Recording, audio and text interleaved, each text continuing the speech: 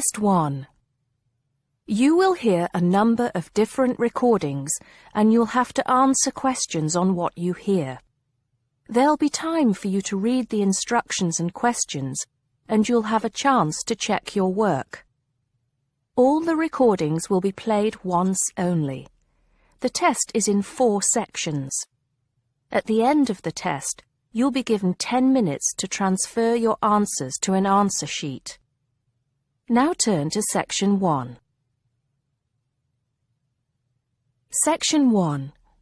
You'll hear a head teacher and a teacher discussing a school camping trip. First, you have some time to look at questions 1 to 5.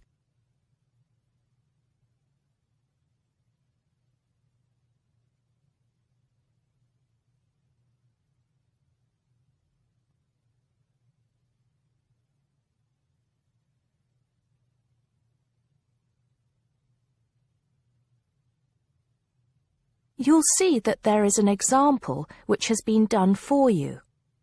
On this occasion only, the conversation relating to this will be played first. Good morning, Mr. Thompson.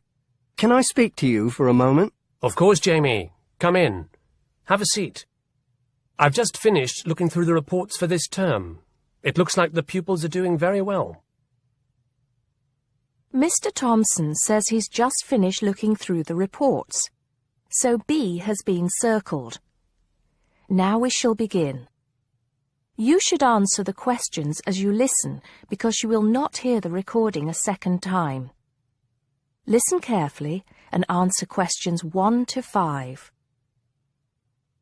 Good morning, Mr. Thompson.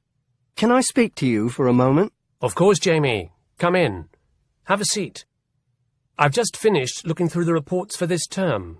It looks like the pupils are doing very well. Yes, I think they are. It's all going fine.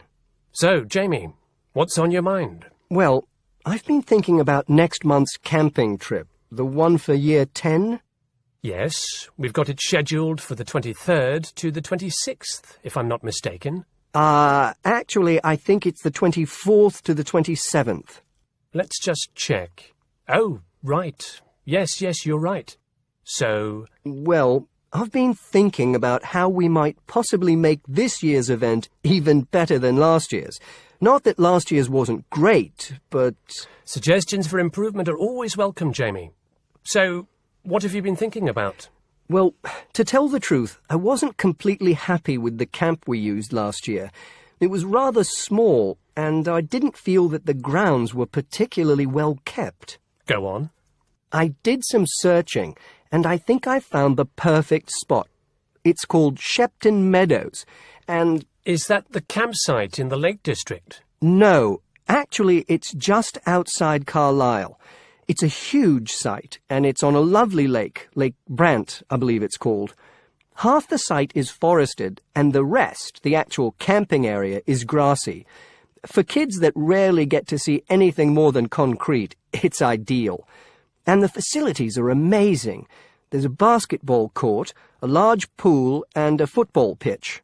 There are well-marked trails through the forest for hiking, and the lake is there for swimming and other water sports. I believe there's even a lifeguard service. That sounds like it might suit our purposes perfectly. Did you happen to find out about availability and cost? Yes, as a matter of fact, I did. I called them yesterday evening, and there are plenty of spots available. And because we're a non-profit organisation, they said they would give me a reduction in the price. If I remember correctly, we paid £5 a head last year.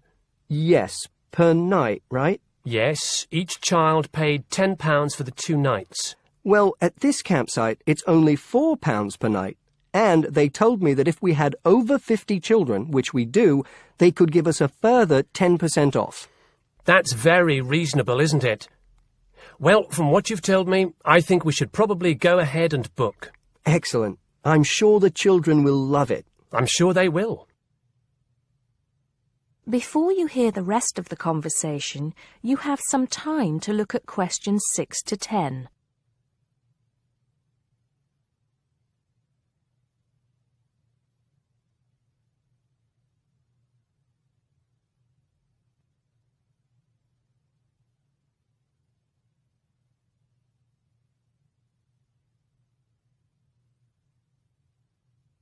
Now listen and answer questions 6 to 10. Now, Jamie, have you given any thought to an itinerary by any chance? As a matter of fact, I have. Wait 1 second. Yes, here it is. I've made a few notes. Okay, so, now, these are just ideas, of course. Yes, go on. Let's hear what you've got. Right. We time it so that we arrive at the camp around 7 on Friday evening. It'll still be light then, and we'll have plenty of time to set up camp and get ourselves settled in. At 8, we could have a barbecue, you know, hamburgers and hot dogs, something that's nice and easy to prepare.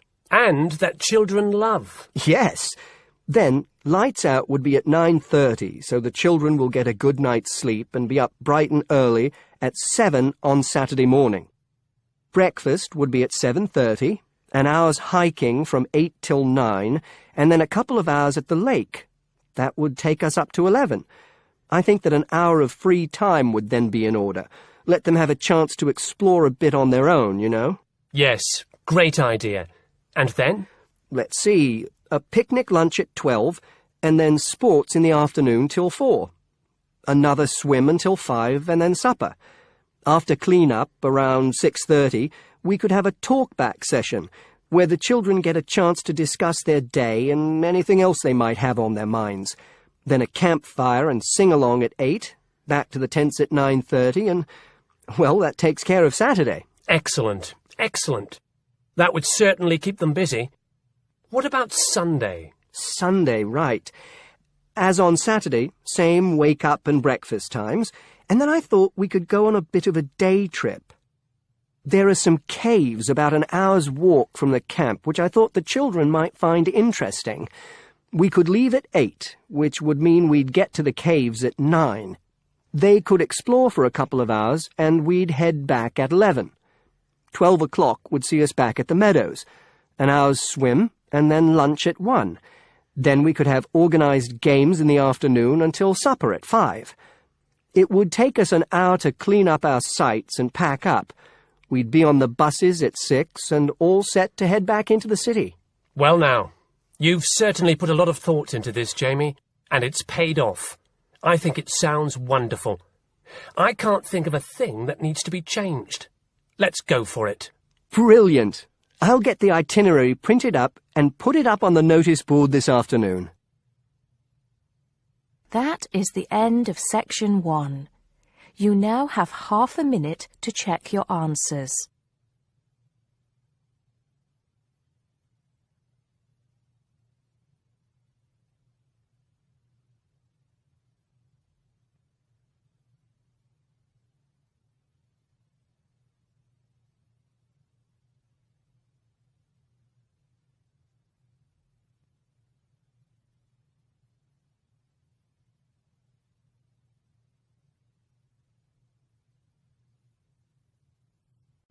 Now turn to Section 2. Section 2. You'll hear a man giving information to a group of new university students. First, you have some time to look at questions 11 to 15.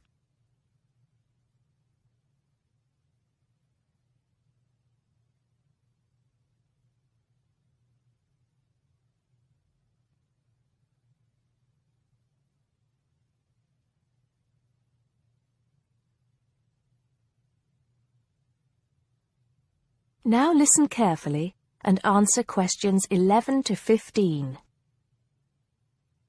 Good morning, University of Radstock students, and thank you for coming out today. As some of you may already know, my name is Scott Barnes, and I am the director of the Student Services Office here at the university. I'm here today to give you some information about what Student Services has to offer you. To begin with, let me just say that I feel that our office will play an important role in the way that all of you will experience your time here at Radstock as students. Primarily, our center is geared towards providing answers to any questions you may have. Because all of our reception staff are currently enrolled as students at Radstock, we feel that we're in an excellent position to deal with any issues you may face during your time here at the university. As I said earlier, the Student Services Office is mainly a place where you can have your queries answered. However, the office is more than that. For example, if you come and visit us, you can pick up your student discount cards. Now, with these cards, which come at no additional cost to you, you can take advantage of reductions of up to 40% on all forms of public transport in the city. In addition, the cards are honored at many shops and restaurants in the area, giving you the chance to save up to 35% off food, beverages, and other purchases. Our office is also the place you should visit if you would like to get involved in any of the 30 different clubs and societies available at Radstock. Come in any time between 10 and 3 on weekdays and sign up to become a member of the university choir or orchestra, the drama or debating club, the university trivia team. The list goes on and on. For new students, I cannot stress enough how vital it is to participate in the non-academic side of university life. Yes, we are here to work hard and do our best at our studies, but student life is also about having fun and meeting like-minded people. So, bearing that in mind, make sure that you get involved and enjoy yourselves. Before you hear the rest of the talk, you have some time to look at questions 16 to 20.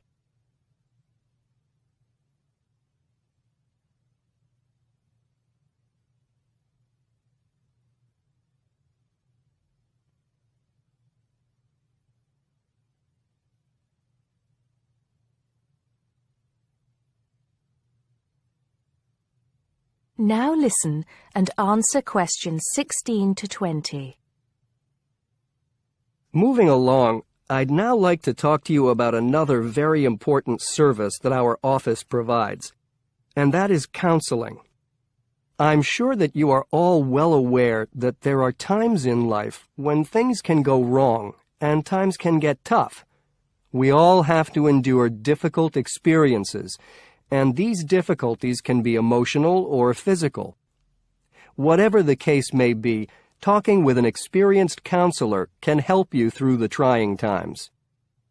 The counseling service here at Radstock is staffed by counselors who are qualified to help you deal with problems ranging from homesickness and loneliness to eating difficulties and life changes. To see a counselor, we recommend that you first visit our drop-in center.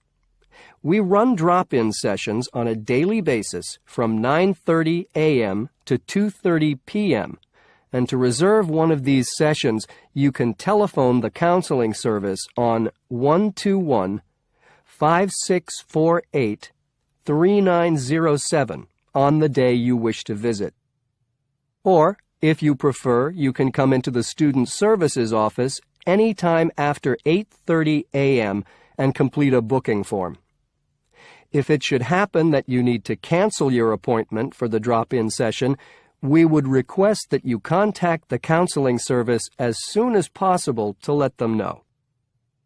Drop-in sessions can be as short as 20 minutes, but it's more usual for them to take about 45 minutes. During that time, you will be asked some questions to clarify your situation, and a decision will be made as to what further action, if any, should be taken. After your session, several things may happen. Firstly, you may be referred to one of the university's counselors for further counseling, which normally consists of another 8 sessions.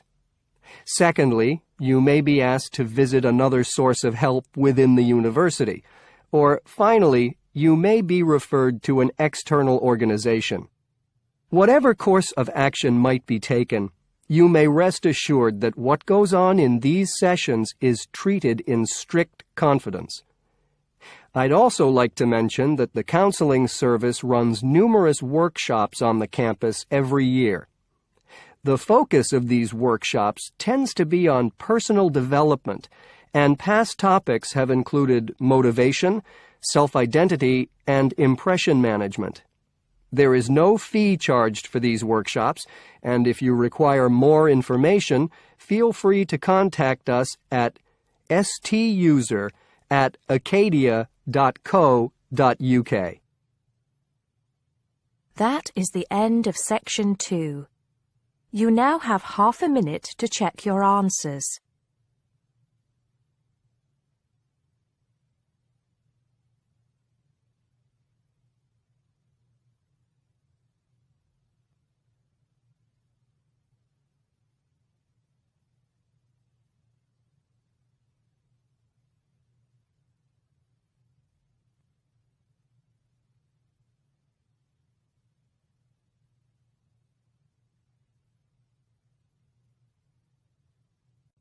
Now turn to Section 3.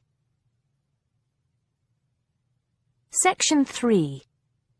You'll hear a tutor and a student talking about the history of the scientific method. First, you have some time to look at questions 21 to 25.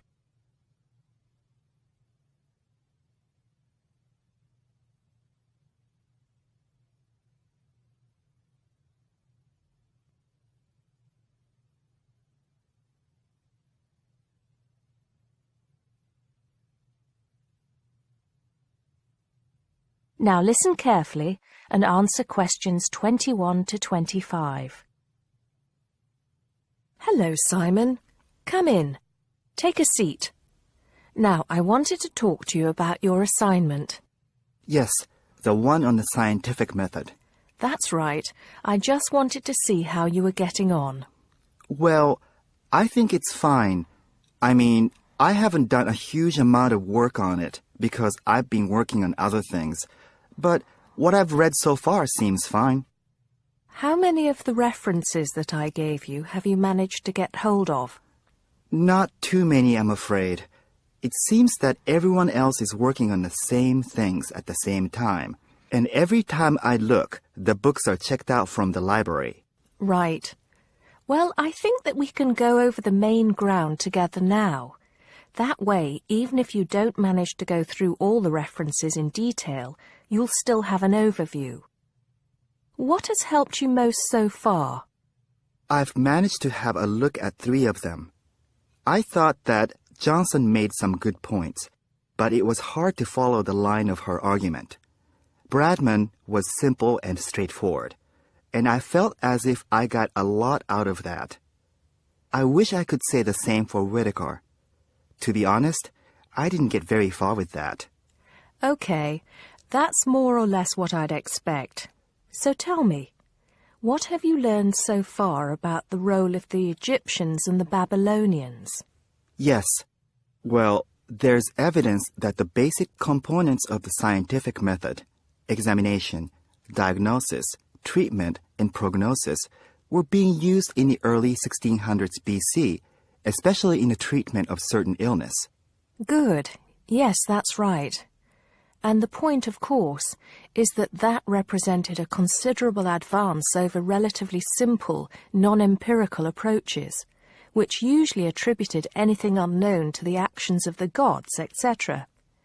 Of course, the Egyptians and Babylonians did this as well, but what we see emerging here is a willingness to base opinion on systematic study of the real world, which is at the root of the scientific method. I see. Right, yes. And then that reappears later. Yes, although don't get carried away with the idea that it was a simple process of development. By the time we get to ancient Greece, let's take the period towards the middle of the 5th century BC, the rules governing the scientific method were practiced on a widespread scale, but there were still many people who believed that real truth could only be acquired by pure rational thought.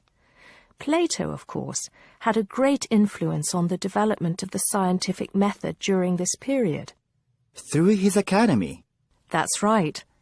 But then, as we know, a great deal of understanding of the scientific method disappeared as the old world order collapsed. It wasn't until the Middle Ages, sometime before the 11th century, that several versions of the scientific method emerged from the medieval Muslim world, all of which stressed the importance of experimentation in science. Right. I think I've got the historical timeline. Before you hear the rest of the conversation, you have some time to look at questions 26 to 30.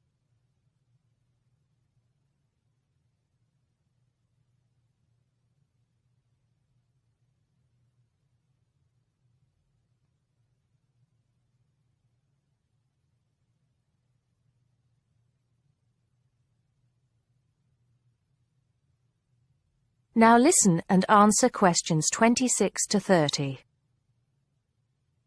The other thing I'm struggling with slightly is actually pinning down precisely what we mean by the scientific method. I wonder if you could give me some pointers on that. Sure. Well, it's best to think of the scientific method as a series of steps in a process which allows us to find answers to questions about the world around us. So the first step is to identify the problem. What is it that you want to know or explain? And then I think the next step is designing an experiment. But you can't design an experiment unless you know what you want your experiment to tell you. Oh, yes. You need to form a hypothesis to be tested before you design the experiment. So there's a very clear relationship between hypothesis and experiment. Having designed the experiment, then of course you go on to carry out the experiment. The particular procedure you follow, the protocol, will differ from experiment to experiment, but the underlying principle is the same. You analyze the data from the experiment in order to confirm or disprove your hypothesis. Assuming the experiment is accurate. Oh yes, if there's anything unusual about the data, or if the results are at all surprising, then you need to ask yourself whether the experiment could be flawed and whether the data could be unreliable. If the answer is yes, then it may be necessary to modify the experiment and go through the process again. So, once you have reliable, valid results, then the final step is to communicate them. The wider scientific community needs to know about the results, and publication in journals is the accepted way. Okay, I think I've got the basics.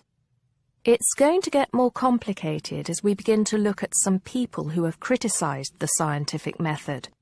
So you need to make sure that you understand things up to this point. Let me know if you have any further problems with it. That is the end of section 3. You now have half a minute to check your answers.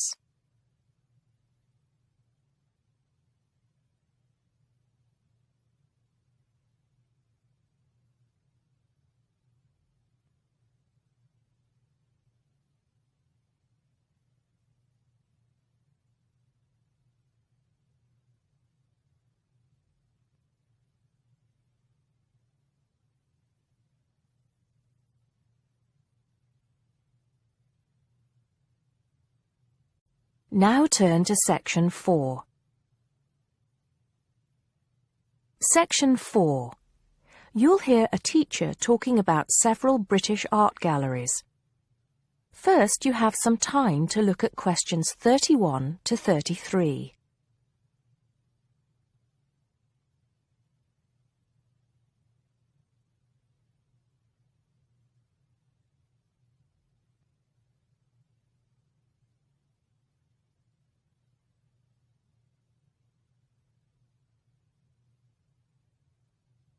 Now listen carefully and answer questions 31 to 33.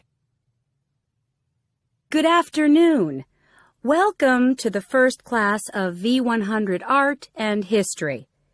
The objectives of the course, as you will have seen if you've taken a look at the syllabus, include familiarizing yourselves with the vocabulary and language of art, learning about the basic elements of art and design, and finally, discussing historical periods as they pertain to art. The course will also give you the opportunity to visit some of the many galleries and museums that Britain has to offer. So, having said that, I'd like to spend the rest of today's class talking about 4 of the more important galleries that we will be visiting in the coming year. As most of you already know, or at least I hope most of you know, there are 4 Tate galleries in all. To begin, I'd like to tell you a little bit about the Tate Modern.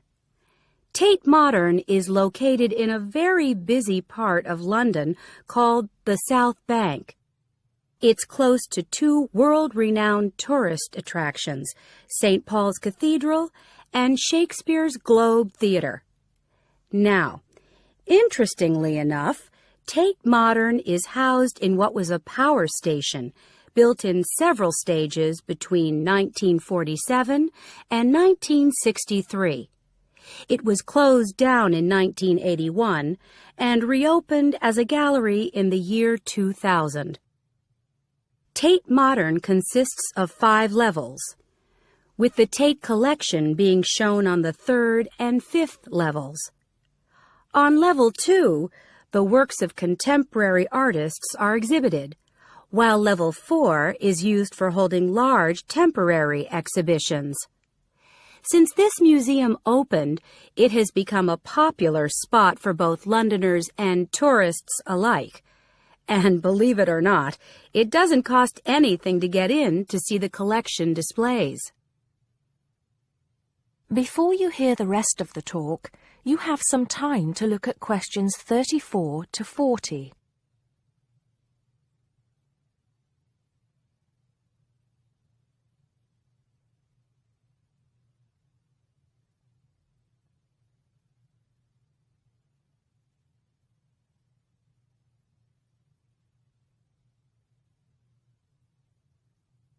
Now listen and answer questions 34 to 40.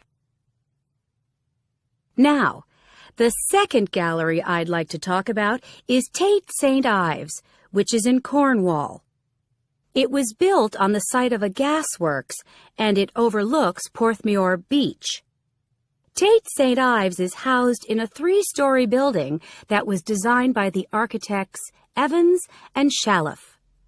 It was established in 1993, 7 years before Tate Modern was opened, and the gallery exhibits the works of modern British artists, including members of the St Ives School, a group of artists living and working in the area from the 30s onwards.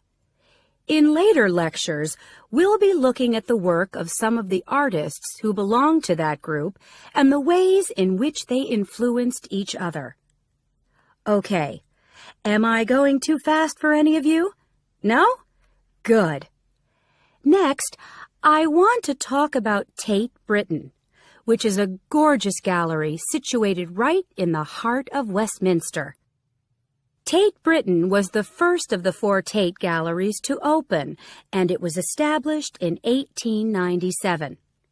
It was built on the site of an old prison, and when it first opened its doors, it was called the National Gallery of British Art. Later, it became known as the Tate Gallery, after the man who founded it, Sir Henry Tate. During its lifetime, Tate Britain has been damaged twice, once by floodwaters from the River Thames, and once by bombings during World War II. This gallery has an interesting range of exhibitions of historic and modern art from 1500 up to the present day. Now, the last gallery I'd like to tell you about is called Tate Liverpool. It's not hard to figure out where this gallery is located, is it? It was opened in 1988 to exhibit displays from the Tate collection, and it also has a program of temporary exhibitions. Tate Liverpool is housed in what was once a warehouse, and for some years it was one of the biggest galleries of modern and contemporary art in the UK. Well, that's a brief overview of just a few of the galleries we'll be visiting. I'd like now to look in a little more detail at what you can expect to see in each of these galleries, starting with Tate Britain. That is the end of section 4. You now have half a minute to check your answers.